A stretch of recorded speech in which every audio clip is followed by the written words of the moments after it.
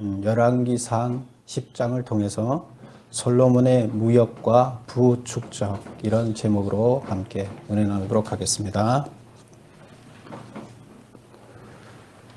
우리는 솔로몬 하면 머릿속에 지금까지 들어왔던 이미지가 있죠. 무슨 이미지예요? 지혜의 왕. 그 다음에 또 그 외에도 지혜 외에도 부. 세상 사람들 또 여러분들이 다 사랑하는 부. 부의 왕. 그래서 부와 명성과 지혜와 이런 모든 축복들을 다 받은 왕이다. 우리는 이렇게 알고 있습니다. 오늘 여기 나오는 본문의 이야기는 솔로몬이 지혜로웠다 하는 이야기를 스바 여왕의 스토리를 통해서 전달하고 있습니다. 그래서 그 지혜, 그 다음에 또 두 번째로 이어지는 이야기는 솔로몬이 얼마나 부자였는가, 돈이 많았는가 하는 이야기가 또 나옵니다. 그래서 이 두 개의 이야기를 통해서 그러면 이 열왕기 이 서를 쓴 작가는 무엇을 말하려고 하는가? 이 이야기는 원래부터 있던 이야기죠. 누가 이 이야기를 기록해 놨어요? 역사, 사가들이 솔로몬의 왕 밑에 참모로 있던 사가들이 역사를 기록하는 사람들이 벌써 기록을 해놨어요. 근데 그들이 어떻게 기록했을까요? 솔로몬의 편에 서서 스바 여왕이 와서 솔로몬을 엄청 칭찬하고 갔다. 솔로몬한테 선물을 많이 줄 것 같다. 이런 차원에서 일단 기록을 해놨겠죠. 그래서 솔로몬이 엄청 똑똑하고 솔로몬한테 끔뻑 죽고 갔다 하는 것을 기록해놨어요. 그 다음에 또 두 번째로는 솔로몬 왕이 워낙 지혜롭다 보니까 정치를 잘해서 돈을 많이 벌게 됐다. 그래서 아주 풍요롭게 살게 됐다. 세상 그 어느 나라보다도 풍요롭게 살게 됐다 하는 이야기를 사서들이 기록을 해놨어요. 그러면 열왕기서 기자는 이것을 어떻게 보고 있을까요? 역사가들이 기록해놓은 솔로몬의 참모들이 생각해놓은 그 이야기를 그대로 그 맞다 하고 생각을 했을까요? 여러분들이 생각하다시피 그렇게 생각을 열왕기상 기자는 그런 시각으로 보지 않은 거죠. 다른 시각으로 보면서 역사가들이 기록해서 일반인들에게 알려진 이야기를 다른 시각으로 보면서 회개하도록 했습니다. 그러면 그 시각이 뭔가? 이것을 오늘 살펴보는 시간입니다. 첫 번째, 이제 스바 여왕의 이야기가 1절부터 몇 절까지 있어요? 13절까지. 스바 여왕이 찾아와서 솔로몬한테 했던 이야기, 찾아왔던 이야기를 13절까지 얘기하고 있습니다. 그러면 그 이야기를 먼저 살펴볼게요. 역사가들은 이 이야기를 아주 솔로몬 편에서 기록했기 때문에 솔로몬을 높이는 것으로 기록을 해놨죠. 그러면 열왕기서 기자는 회개하는 시각으로 바라보면서 그 이야기는 그대로 넣어놨지만 뭐가 문제인지를 깨닫게끔 편집을 했겠죠. 그것을 이제 찾아보는 거예요. 자, 그러면 첫 번째 문제를 한번 볼까요? 스바는 어떤 나라였는가? 이제 스바 여왕에 찾아왔다 그랬는데, 그리고 그 스바에서 나는 상품은, 그 나라에서 주상품은 뭐였을까 하는 걸 우리가 한번 고민을 해보는 거예요. 스바는 우리 지도를 한번 잠깐 볼게요.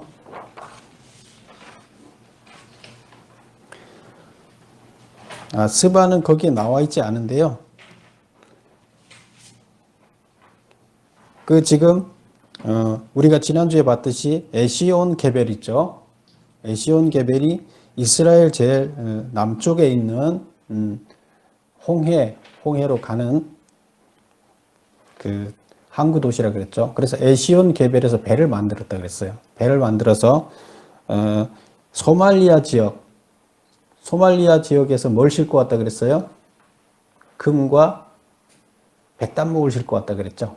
그래서 그 싣고 왔는데 그 건너편에 그거는 뭐예요? 홍해를 건너서 아래쪽에 있는 소말리아는 아래쪽에 있죠. 근데 홍해를 건너기 가기 전에 이 이스라엘 아래쪽 이렇게 삐져나간 데가 이게 아라비아 반도예요. 그 아라비아 반도 아래쪽에 뭐가 있느냐 하면 이 스바가 있어요. 그래서 스바는 홍해를 건너기 전에 있는 거예요. 그래서 아라비아 쪽 아래에 있어요. 그러면 이스라엘까지 오려면 육로를 거쳐올까요? 해로를 거쳐올까요? 바다를 건너기 전이니까 육로로 거쳐서 오겠죠. 육로로. 근데 거기는 사막이죠. 아라비아 사막이죠. 아라비아 사막을 지나서 이스라엘로 이제 오게 되는 이런 것이 이제 스바와 이스라엘 간의 교통 관계가 되겠습니다. 우선 그것만 보고 다시 돌아갑니다. 스바는 어떤 나라였는가? 스바는 아라비아 남단, 오늘날의 예멘으로 추정된다. 그래서 예멘 하면 이제 그 맨 남쪽에 있어요. 그 아라비아 반도의 남쪽. 그다음 낙타를 이용하여 대규모 장거리 무역을 주도한 나라다. 그래서 그 아라비아 사막 아래쪽에 있으니까 사막에서 북쪽에 있는 나라들에게 뭐를 팔아야 될 거 아니에요. 그 뭘 파는데 낙타를 이용해서 그것을 파는 나라예요. 그래서 주로 이 나라가 해먹고 사는 게 뭘까요? 네, 무역을 해서 먹고 사는데 낙타를 통한 무역을 하는 거예요. 그래서 낙타에다 물건을 싣고 장거리를 가게 되는데 그 나라에는 바로 해변 옆에 있기 때문에 홍해 옆에 있기 때문에 거기에서는 스바의 경쟁력이 있는 상품이 뭐냐 하면 향품이에요. 향품인데 제사를 지낼 때 향불을 피워 올리는 것을 이제 향이라고 그러죠. 그냥 분향한다 그러는데 분향제, 향기가 나는 그 분향 제품. 그 다음에 장례식 때는 더운 나라에는 이 시체가 금방 썩잖아요. 썩지 않게 넣는 방부제, 그 다음에 썩지 않게 바르는 기름. 이런 것들이 필요한데 그리고 음식물도 부패를 방지하기 위해서 향신료를 많이 넣습니다. 향신료 이런 걸 다 합쳐서 향품이라 그래요. 향품이라 그러는데 이 향품이 그 나라의 주산물이에요. 그래서 이것들을 낙타에 실어서 북쪽으로 주로 이렇게 판매를 하는 거죠. 그리고 이제 일부 보석도 나고 이렇게 해서 이 나라에서는 향품과 보석을 주로 이렇게 판매를 합니다. 근데 그 나라의 이제 왕이, 스바 나라의 왕이 여자였어요. 이때 당시. 그래서 스바 여왕이 솔로몬을 찾아온 표면적 이유와 이면적 이유는 무엇인가? 스바 여왕이 솔로몬을 찾아온 이유가 뭘까? 근데 사가는 뭐라고 기록해놨냐면 1절을 읽어보겠습니다. 1절에 역사가는 뭘 기록해놨냐면 스바의 여왕이 여호와의 이름으로 말미암은 솔로몬의 명성을 듣고 와서 어려운 문제로 그를 시험하고자 하여 예루살렘에 이르니 뭐 하러 왔다고요? 솔로몬의 명성을 듣고. 근데 명성이 어떤 명성이에요? 여호와의 이름으로 인해서 명성이 높아진 솔로몬의 명성을 듣고 왔다는 거예요. 그리고 그 명성이 맞는지, 어떤 명성이겠어요? 지혜롭다. 지혜로워서 부자가 됐다. 그 지혜를 가지고 부를 쌓은 왕이다. 그래서 강대국이 됐다. 이제 이런 거죠. 근데 그걸 누가 도와줬다?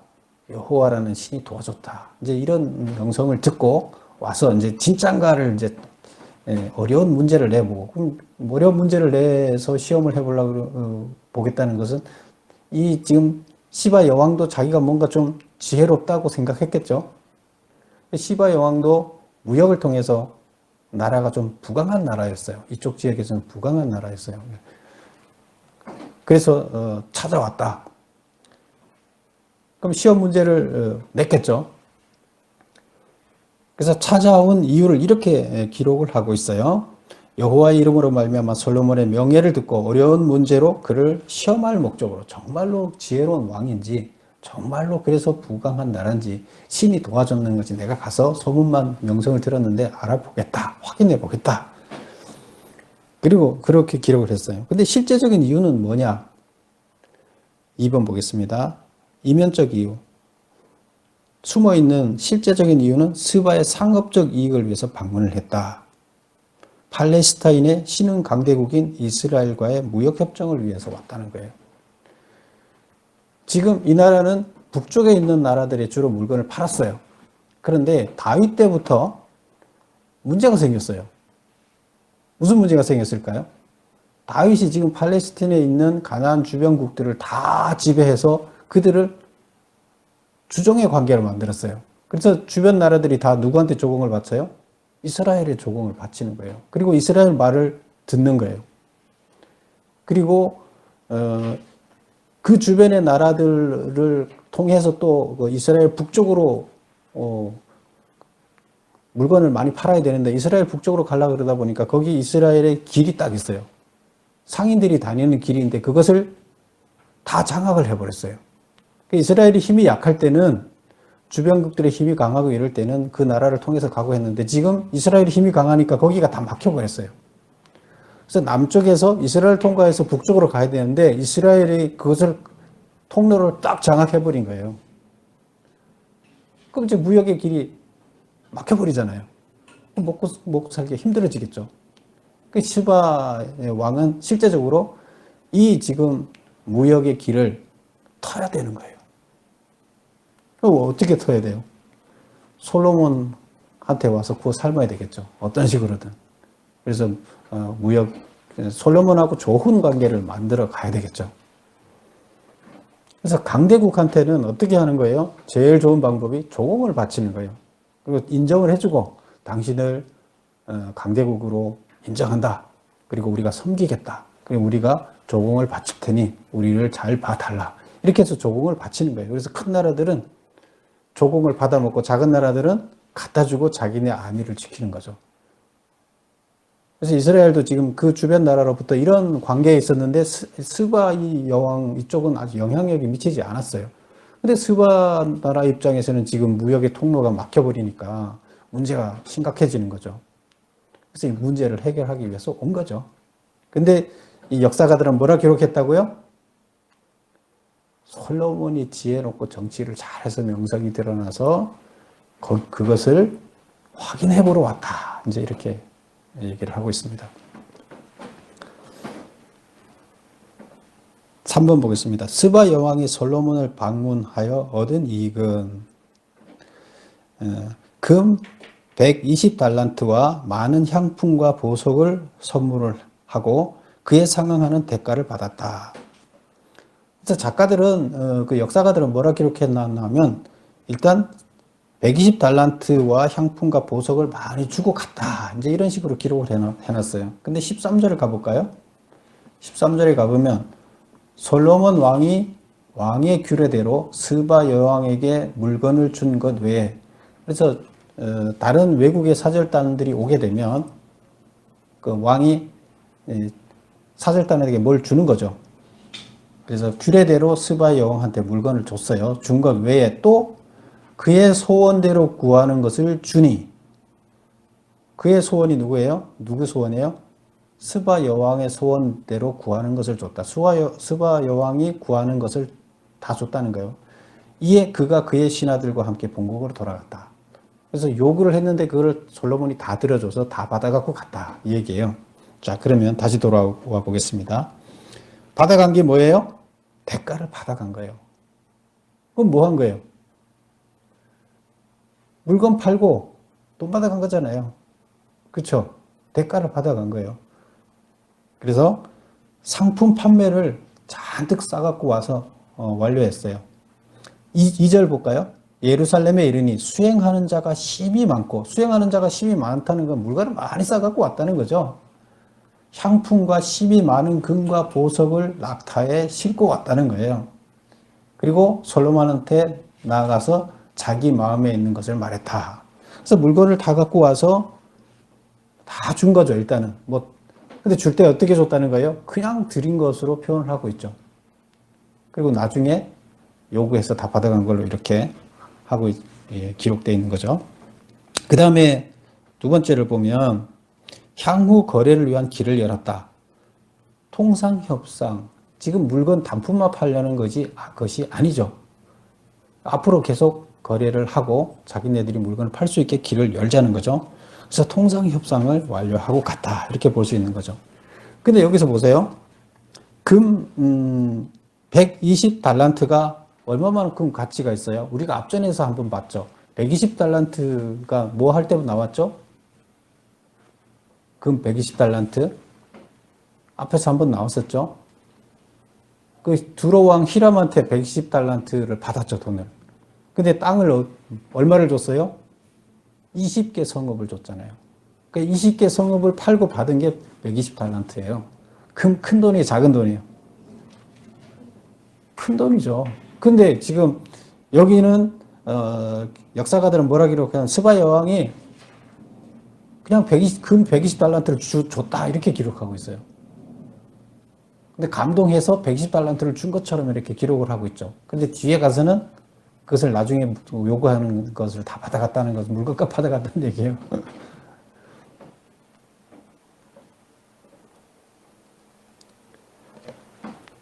그래서 실제적으로는 금 120달란트를 거대한 그 금액을 갖다 선물로 하는 채 하면서 그 금값을 다 뭘로 받아간 거죠. 그리고 그런 큰 선물을 갖고 왔으니까 앞으로 거래가 당연히 일어나겠죠. 그리고 또 야사에 의하면 성경에 그런 얘기가 없지만 야사에 의하면 좋은 관계를 유지해서 솔로몬의 애까지 낳았다 이런 이제 야사가 있어요. 근데 그런 뭐 믿을 수는 없어요. 그 뭐 야사들은 믿을 수 없는 거니까. 근데 어쨌든 그런 얘기가 있다. 그리고 관계가 좋았다 얘기고. 4번 보겠습니다. 스바 여왕이 이스라엘에게 보고 감동한 것은 와서 스바 여왕이 솔로몬한테 감동을 했어요. 솔로몬의 모든 지혜와 그 건축한 왕궁과 그 상의 식물, 뭐 밥 먹는 거죠. 그 다음에 그의 신하들의 좌석도 자기 나라 신하들 좌석보다 좋았다. 그 다음에 그의 시종들이 시립한 것, 그 왕의 그 종들이 와서 탁 서서 그 왕을 섬기는 이런 자세를 얘기하는 거죠. 그런 것. 그 다음에 그들의 복장들, 그 다음에 술관원들, 왕을 섬기는 술관원들, 그 다음에 여호와의 성전에 올라가는 층계, 이런 것들을 봤을 때, 지금 다 어떤 거예요? 외형적인 거를 보죠. 이런 걸 보고 스바 여왕이 감동했다. 이렇게 기록을 하고 있어요. 뭘 보고 감동한 거라고요? 외형적인 그 화려함, 이런 걸 보고 지금 감동했어요. 그래서, 만약에 이 솔로몬과 같은 생각을 갖고 있는 그 부를 추구하는 사람이라 그러면 스바 여왕이 부를 추구한다면 당연히 감동을 하겠죠. 근데 정말로 하나님의 뜻을 갖고 그 시각으로 바라보는 선지자 같은 사람이 그것을 봤다 그러면 감동을 했을까요? 네, 그는 다른 시각이죠.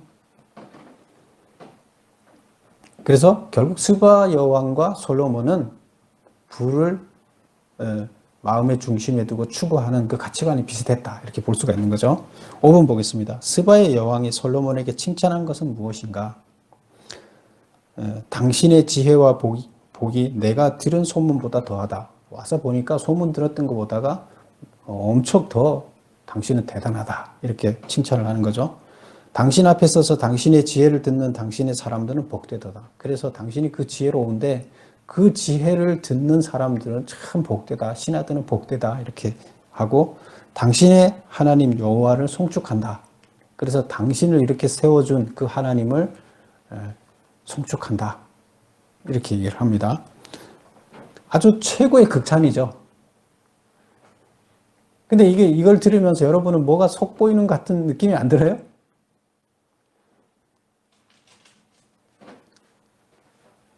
속보이는 거죠. 결국 목적을 달성했어요, 안 했어요? 스바 여왕은 목적 달성했어요. 물건 다 팔고 향후의 통상 다 완료하고 그걸 하기 위해서 뭘 해요? 칭찬을 해주는 거죠. 그리고 와서 여기 보면 3절을 한번 볼까요? 솔로몬이 그가 묻는 말에 대답하였으니 왕이 알지 못하여 대답하지 못한 것이 하나도 없더라. 그래서 스바 여왕이 어려운 문제를 갖고 와서 질문을 했는데 솔로몬이 다 대답했다. 그래서 알지 못하는 게 하나도 없었다. 스바 여왕이 솔로몬의 모든 지혜에 감동했다. 이렇게 쓰고 있어요. 누가 썼다고요? 솔로몬 부하들이 이렇게 기록을 남겼다. 이런 얘기가 되겠습니다. 근데 실제적인 것은 무역 협상을 위해서 온 거예요. 거창하게 기록은 이렇게 하고 있습니다. 그래서 스바 여왕을 통해서 엄청난 지혜를 갖고 있어서 그 지혜를 듣고 확인하러 왔다. 이렇게 이제 표현을 하고 있는 거죠. 그리고 이제 두 번째 이제 패턴으로 넘어가 보겠습니다. 두 번째 이야기는 14절부터 이제 끝에까지 29절까지 나오는 건데 솔로몬의 부와 사치에 대해서 이제 기록을 하고 있습니다. 근데 여기 이제 작가들은 사치에 대해서 얘기 안 하겠죠. 그냥 부, 지혜 이런 것만 지금 얘기를 하고 있어요. 이들은 뭐라고 기록하고 있어? 포커스를 어디다 맞추겠어요? 하나님이 복 내려줘서 축복해줘서 부를 갖게 됐다. 하나님이 지혜를 줘서 부자가 됐다. 뭐 이런 포커스로 맞춰서 이제 기록을 해놓은 거죠. 근데 우리는 편집한 이 서를 편집한 열왕기서의 편집자의 생각을 우리는 찾아보는 겁니다. 자, 우선 첫 번째 보겠습니다. 14절부터 15절에 나오는 이야기는 뭔 얘기냐 하면 솔로몬의 세입금의 무게가 금 666달란트다. 666. 뭐 그래서 여기서 뭐 666이 이게 요한계시록에서 나오는 666이냐 뭐 이런 얘기를 하는데 그거하고는 상관없는 얘기예요. 솔로몬의 세입금의 무게가 솔로몬이 공식적으로 1년에 받는 솔로몬 정부에서 받아들이는 세금이 666 달란트다. 근데 이게 금이에요. 금 1달란트가 얼마라고요? 34.4kg인가 3kg인가 34kg라고 봐요. 그럼 34kg면 금 34kg예요. 1달란트가. 근데 그게 666 해봐요. 엄청난 거죠. 그래서 세금 걷어들이는 게 대단했다. 그런데 그 외에 세금 외에 15절 보면 상인들과 무역하는 객상과 아라비아의 모든 왕들이 이제 자기들이 섬겨야 되니까 이스라엘을 섬기기 위해서 조공 바치는 거죠. 그 다음에 나라의 고관들, 정부에서 녹을 받는 사람들이 또 내는 세금을 얘기하는 거죠. 이런 것들 고관들이 갖다가 비자금으로 주는 거죠. 그래서 앞에 14절에 나오는 것은 공식적인 세금이고 15절에는 정해지지 않은 그때 발생하는 것들이 많이 있었다. 이제 이런 얘기가 돼요. 그렇다 그러면 솔로몬 정부는 부자다 아니다?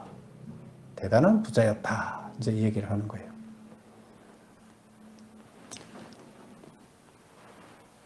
우리 신명기 17장에서 무슨 얘기를 하나 하면 너희들이 왕을 뽑으려고 요구를 하게 되면 뽑아라.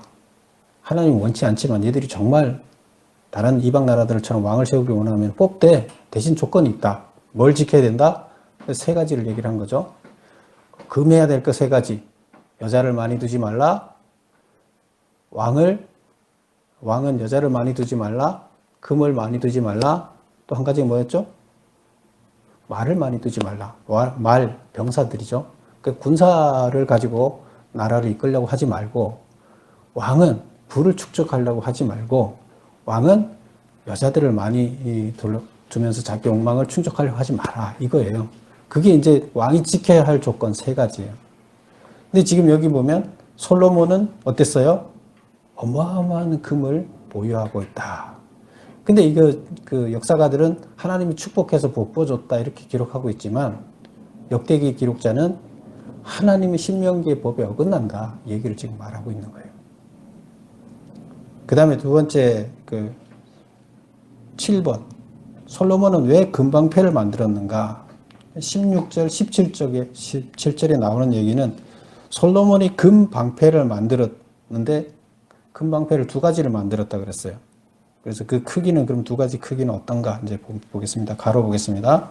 솔로몬은 의장용으로 금방패를 만들었는데 평상시에는 집무실의 벽에 장식용으로 걸어두었고 행사시에는 의장용으로 사용하였다. 방패가 뭐 100% 금으로 만든 건 아니에요.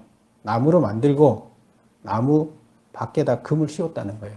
그리고 금을 손으로 두들겨서 넓게 편 다음에 그걸 가지고 씌웠다. 이렇게 돼 있는데 근데 금은 강해요, 약해요? 쇠보다 금이 강해요, 약해요? 약해요, 금은. 금은 변하지는 않지만 강하지 않아요. 그래서 무기로는 사용하는데 적합하지가 않습니다. 무기로는 철, 쇠가 제대로 무기의 역할을 하는 거죠. 그래서 쇠칼로 금을 치면 금은 다 그냥 부서져 버려요. 그럼 그런 금으로 왜 방패를 만들었어요? 전쟁용으로 만든 게 아니고 의장용으로 만들었다는 거예요. 근데 의장용으로 지금 몇 개를 만들었어요? 큰 방패는 전신용. 우리 그 드라마 같은 데 보면 방패를 앞에 딱 세우죠. 방패를 쫙 세우고 화살이 날라오면 방패를 틈없이 쫙 세워놓으면 그 방패 뒤에 숨으면 화살도 안 맞죠. 그건 큰 방패예요. 전신을 다 가리게끔 서 있을 때 온몸을 다 가리게 사람의 키보다 크게끔 해서 딱 가리는 방패. 큰 방패예요. 작은 방패는 들고 막 달려가면서 한 손으로 칼을 쓰고 한 손으로는 그 칼을 막는 방패가 있죠. 이건 작은 방패예요. 그래서 큰 방패는 전신용으로 금 600세겔로 200개를 만들었어요. 작은 방패는 휴대용으로 150세겔로 300개를 만들었어요.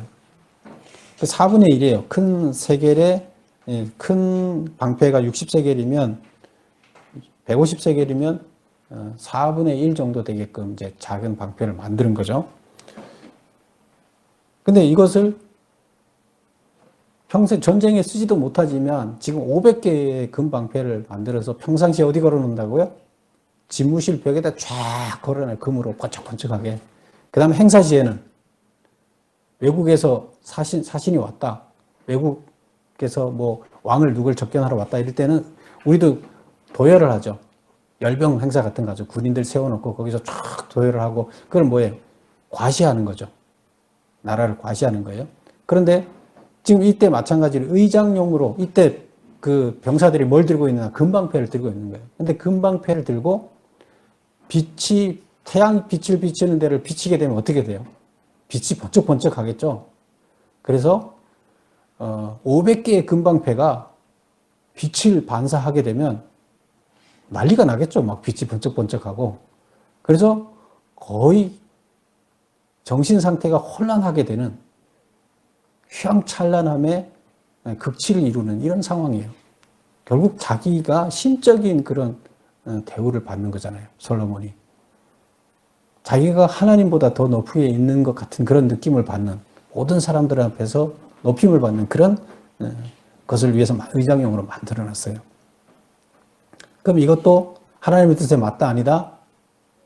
작가는 이거를 하나님이 축복해줘서 이렇게 의리의리하게 방패를 만들었다 하지만 그것은 보여주기 위한 거고 그걸로 굶어 죽어가는 많은 사람들을 살렸다 그러면 어떻겠어요? 하나님의 뜻은 아니다. 그래서 비판함으로 이것을 읽어야 되는 거죠. 그리고 그 다음에 나오는 이야기는 18절부터 20절까지 나오는 이야기인데 뭐냐면 보좌 이야기예요. 보좌. 왕이 앉는 보좌. 8번 보겠습니다. 솔로몬은 왕의 보좌를 어떻게 만들었는가? 6개 층계 위에 7번째 층계의 보좌를 위한 단을 만들었다. 그래서 보좌가 왕의 의자가 있기 위해서는 단을 1단, 2단, 3단에서 6개 층을 만들고 7째 단에다가 보좌를 올려놨어요. 그럼 이제 이렇게 올라가면 마름모리 꼴이 됐겠죠. 점점 좁아져서 마지막 계단 위에 거기 층계에 왕이 있는데 6개 계단 다 합치면 7개 층이 되는 거죠. 그러면 마지막 층이 7층이니까 밑에는 계단은 6개가 되는 거죠. 6개 계단에는 뭘 놨느냐? 그 다음 읽어보면 보좌 좌우측 6계단에는 12사자상이 있었다. 그래서 좌측으로, 보좌 좌측으로 6개 계단, 우측으로 6개 계단, 12개잖아요. 거기에 계단에다, 각 계단 하나에다가 사자상을 놨어요. 그 다음에 보좌는 상아로 만들고, 상아가 뭐예요? 코끼리 이빨이에요. 코끼리 이빨로 상아로 만들고 그 위에 정금으로 입혔다. 코끼리 이빨로 의자를 만든 다음에 거기다 뭘 입혔다고요? 또 정금을 씌웠어요. 보좌 뒤에는 둥근 머리가 있게 하고 양쪽에는 팔걸이가 있고 팔걸이 옆에는 사자상이 하나씩 서 있었다. 좌우의 팔걸이에 또 사자상이 한 마리씩 더 있어요.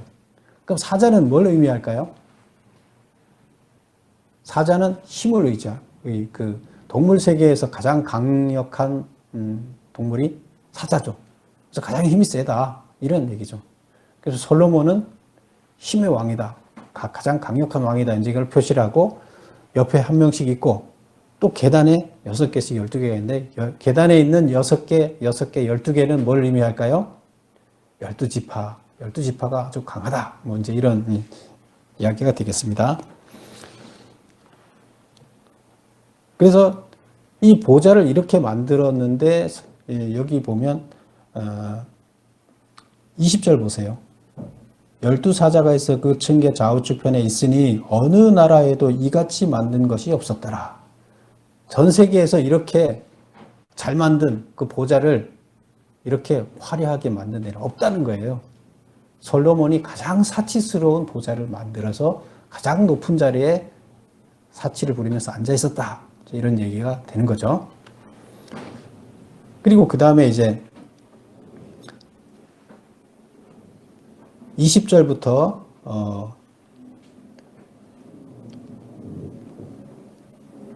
9번을 한번 보겠습니다. 9번. 솔로몬이 사용하는 그릇은 무엇으로 만들었는가?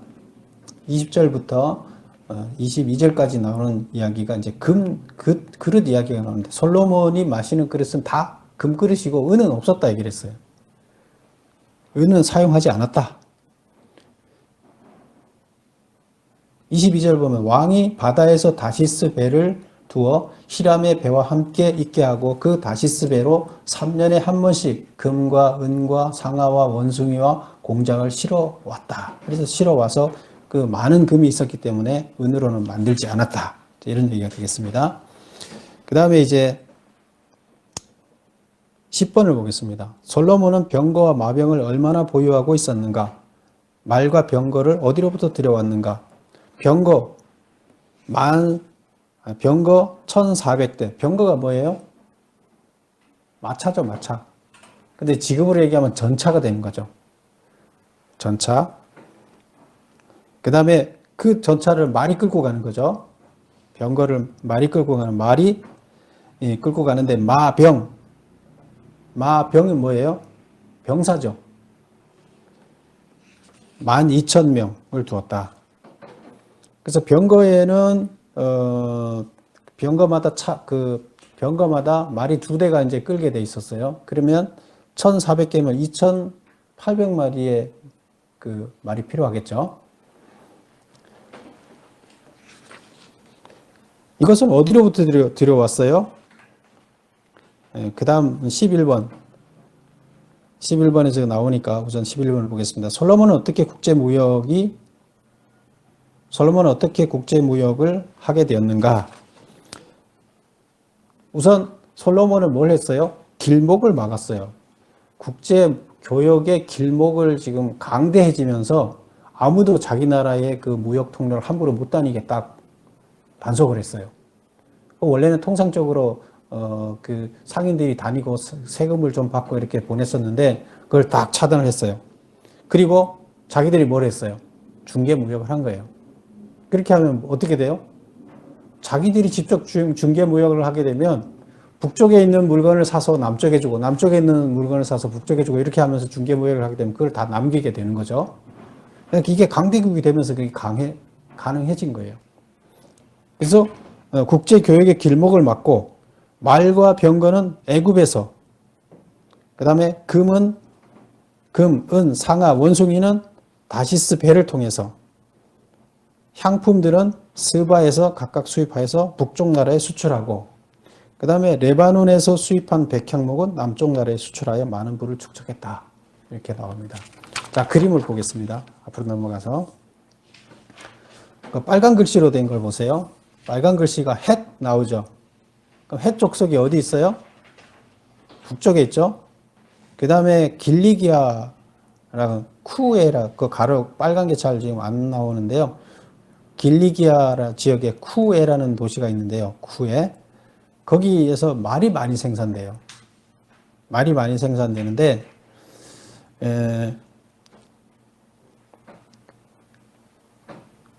애굽 사람들, 애굽에서 뭘 수입을 했다고요? 애굽에서는 말과 병거, 전차를 수입한 거죠. 그런데 애굽 사람들이 어디에서 그 말을 수입해 갖고 가서 이스라엘에 팔았나 하면 그 길리기아에서 애굽에서 원래 말을 갖고 갔었어요. 그래서 길리기아 지역에 애굽이 그 사놓은 농장도 있고 말도 키우는 데도 있어요. 그래서 그것을 가져다가 애굽에서 자기네가 사용을 했던 거죠. 그리고 일부를 지금 이스라엘에 팔았는데 그 빨간 걸로 표시하면 애굽에서 그렇게 맨 아래 보세요. 홍해 선단이 동을 수출하고 오발의 정금과 상아를 수입했다. 홍해 선단은 어디를 말하는 거예요? 에시온 게벨에 있는 거기 선단을 만들었다 그랬죠. 거기 배를 건조하고 거기에다가 무역단을 만들었어요. 그걸 이제 홍해에 있는 무역단이다. 배로 무역을 하는 선단이다. 그래서 그 배 이름을 다시스라고 했어요. 근데 이 배가 다시스로 가는 배예요. 그래서 다시스 배라 그러는데 이 다시스는 어디를 얘기하는 스페인을 얘기해요. 그러면 이거 다 돌아서 이쪽을 삥 돌아서 지금 여기는 지금 수로가 이때는 안 파져 있었어요. 지중해와 홍해 사이에 지금 수로가 뚫려 있잖아요. 근데 그때는 이 운하가 안 파져 있기 때문에 한 바퀴를 삥 돌아서 가요. 그래서 걸리는 시간이 얼마 걸려요? 스페인에 한번 갔다 오는데 다시스까지 갔다 오는데 3년이 걸리는 거예요. 그래서 3년마다 물건을 실어 왔다. 이렇게 된 겁니다. 그래서 여기서는 주로 뭘 수출하고 동을 수출하고 오빌의 정금, 그 다음에 상아를 수입했는데 그 외의 것도 저쪽에 가서 싣고 왔다. 그 다음에 우측에 에시온 개별 우측에 보면 스바 여왕이 향로와 금 보석을 가져와서 이스라엘에 팔았고 이스라엘은 그것을 받아다가 북쪽에다 팔았고 그 다음에 두로왕 히람에서는 백향목을 제공했는데 그걸 받아다가 또 남쪽에 갖다 팔고 이렇게 해서 무역을 실시했다. 이렇게 보면 되겠습니다. 자, 오늘 전체적인 내용을 살펴보면 작가는 무슨 말을 하고자 하는 걸까요? 작가는 지금 솔로몬 왕이 얻은 명성, 부 이것은 하나님 뜻에 맞지 않는 사치다. 이렇게 얘기를 하고 있어요. 우선 금을 많이 두지 말라. 재물을 축적하지 말라 그랬는데 재물을 축적했죠. 그 다음에 병사를 많이 두지 말라고 했는데 하나님께 기도해서 하나님의 힘으로 외적을 물질러라. 하나님 지켜주신다고 했는데 이들은 병사를 양육을 했어요. 그 다음에 병거성을 따로 만들고 말을 기르는 성을 따로 만들었어요. 그리고 거기에서 병거와 말을 길러서 또 그것을 수출을 했어요. 사와서 일단 거기서 어느 정도 길러서 다시 수출하고 저장해놓고 수출하고 자기들의 무기로 또 사용하고. 근데 이거를 작가는 뭐라고 얘기해요? 이런 것들을 손대지 말라고 왕이 손대지 말라고 한 거죠. 그 다음에 무역 거래를 하면서 무역은 이웃 나라들과 다 협상을 해서 이웃 나라들과 외교 관계를 탄탄히 해서 무역을 했어요. 근데 그 무역은 그 기본 바탕이 뭐였나 하면 정책이 무슨 정책이었어요? 외교 정책의 기본이 뭐였어요? 결혼 정책이었어요. 여자를 많이 두지 말라 그랬는데 1000명의 여자를 뒀다 그랬죠. 그래서 여기 보게 되면 11장에 가보면 11장 3절을 보실까요? 왕은 후궁이 700명이요. 첩이 300명이라. 후궁이 700이고 첩이 300이라고 그랬어요. 근데,